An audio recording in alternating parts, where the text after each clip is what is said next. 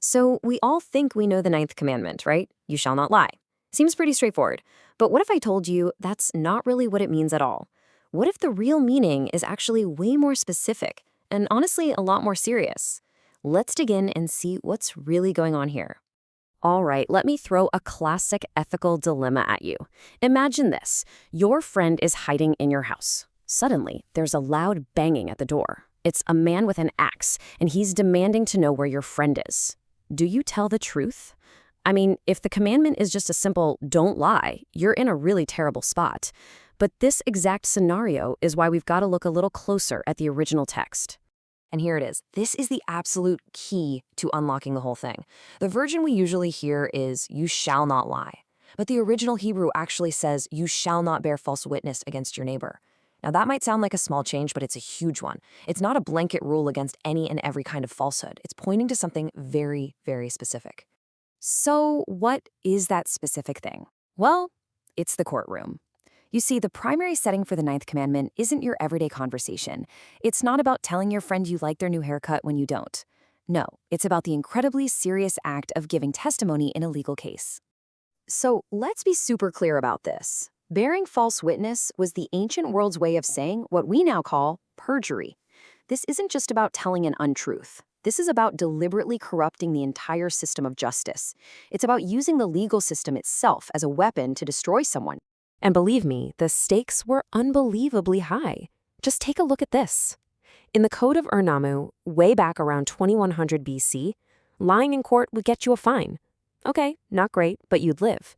But fast forward a few hundred years to the famous Code of Hammurabi, if you falsely accuse someone of a crime punishable by death, guess what the punishment was for you? Death. Your lie could literally get you killed. And this wasn't just some abstract legal idea. It happened.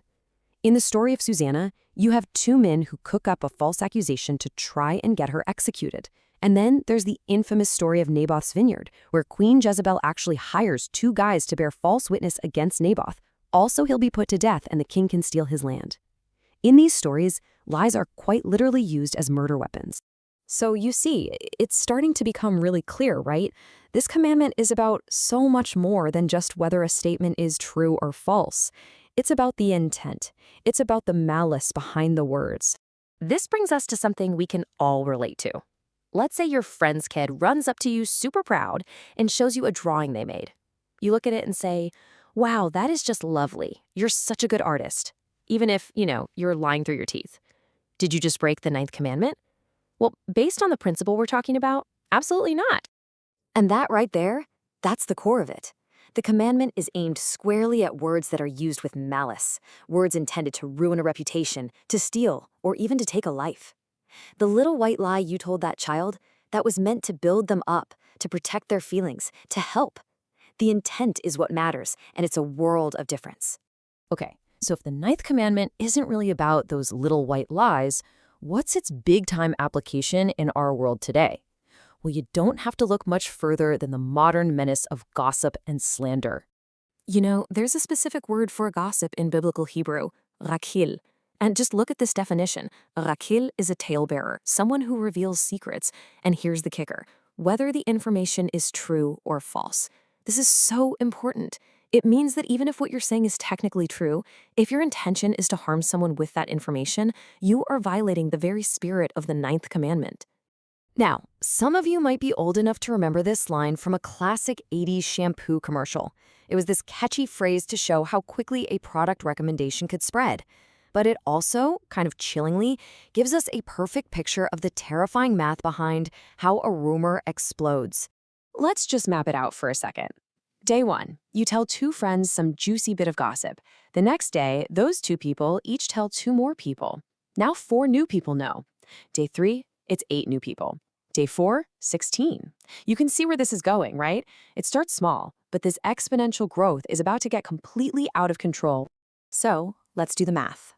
How many people will have heard that story after just 2 weeks if everyone only tells 2 other people? Are you ready for this? Almost 32,000 people. That is the insane, devastating power of gossip. One little story, passed along, can infect a group the size of a small city in no time at all. This quote, man, it really makes you stop and think, doesn't it? It's kind of a gut check. It forces us to ask, what are our conversations actually about? Where are we spending our words? Are we talking about ideas, about things, or are we just talking about other people? It's a challenging thought for sure. All right, to bring all of this home, there is this incredible rabbinic legend that just perfectly captures the permanent damage our words can do. It's a story about a man, a rumor, and a feather pillow. So the story goes like this. There's a man named Yaakov who gets angry with his rabbi and decides to spread a really nasty rumor about him. But after a while, he starts hearing his own lie being repeated back to him by total strangers. He's crushed with guilt and goes to the rabbi to beg for forgiveness. The rabbi says, "Okay, I'll forgive you, but only if you do one thing for me." He tells Yaakov to go home, grab a feather pillow, cut it open, and place one single feather on the doorstep of every single house in the village.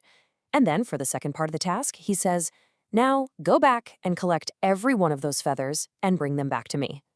Well, Yaakov is just horrified. He looks at the rabbi and says, "Rabbi, that's impossible. The wind has already come and blown the feathers everywhere. They're scattered all over. I could never get them all back."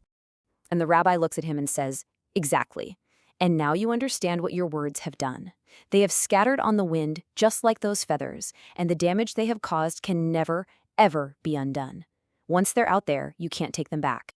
So you see, the ninth commandment is so much more than a simple rule against lying. It's a deep, profound call for us to recognize the incredible power of our words, their power to build up or to tear down, to uphold justice or to completely destroy it. And it leaves us with one last, pretty searching question to ask ourselves. What words have you scattered to the wind?